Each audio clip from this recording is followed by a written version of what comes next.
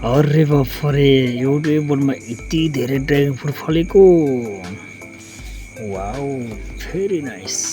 Hello guys, म तपाईँहरूले चाहिँ मेरो आफ्नै घरमा फलेको ड्र्यागन फ्रुट देखाउन गइरहेको छु र मेरो घरमा चाहिँ यो दोस्रो पटक फलेको ड्र्यागन फ्रुट हो र हजुरले हेर्न सक्नुहुन्छ फुल फुलिरहेको छ, साइडमा फलिरहेको छ भने त्योभन्दा अर्को चाहिँ 4वटा जति चाहिँ मजाले रातो हुने गरी फलिरहेको छ गाइज। हजुरले एकदम राम्रोसँग हेर्न सक्नुहुन्छ।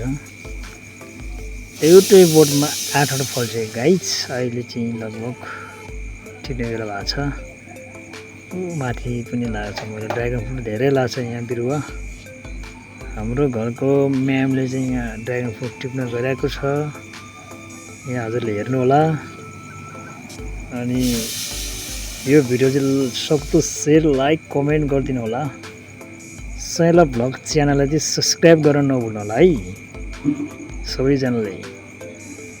तर यो रेड भेराइटीको ड्र्यागन फ्रुट चाहिँ एकदम टेस्टी मिठो हुन्छ भने अर्को त्यो बाहिर रातो भित्र सेतो चाहिँ अलिक टेस्ट कम हुन्छ। कुनै चाहिँ बाहिर रातो छ भने भित्र सेतो हुन्छ, कुनै बाहिर पहेँलो पनि हुन्छ फल है, भित्र सेतो हुन्छ। त्यस कारणले चाहिँ तपाईँहरूले चाहिँ राम्रो भेराइटीको चाहिँ ड्र्यागन फ्रुट लगाउनु भयो भने धेरै मिठो टेस्टी हुन्छ। आफैले उत्पादन गरेको ड्र्यागन फ्रुट चाहिँ खाँदा चाहिँ धेरै स्वादिलो हुन्छ, स्वाद पनि फरक हुन्छ। त्यसैले अब हामी बसेर चाहिँ यहाँ ड्र्यागन फ्रुट काट्न गइरहेको छु गाइज। तपाईँले हेर्नु होला यसको चाहिँ भित्री कलर कस्तो छ, कुन भेराइटीको ड्र्यागन फ्रुट हो भन्ने कुरो चाहिँ म तपाईँलाई काटेर देखाउँछु, तपाईँले हेर्नु होला। अनि यसलाई चाहिँ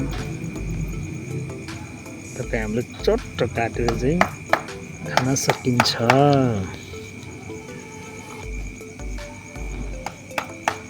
हो गाइज, रेड भेराइटीको राम्रो रहेछ गाइज। अब यसलाई चाहिँ काटेर चाहिँ यसको स्वाद कस्तो हुन्छ भन्ने कुरो चाहिँ तपाईँलाई म देखाउने छु भन्ने छु। यस सैला भ्लग च्यानललाई चाहिँ सब्सक्राइब गर्न चाहिँ नभुल्नु होला है। सुरुमा म सानो मान्छेलाई दिन गइरहेको छु र आफ्नै बाबुले उत्पादन गरेको ड्र्यागन फ्रुट चाहिँ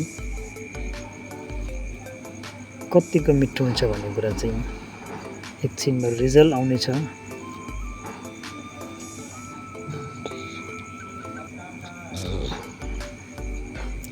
लिनुहोस्, खानुहोस्, टेस्ट कस्तो छ, मिठो छ।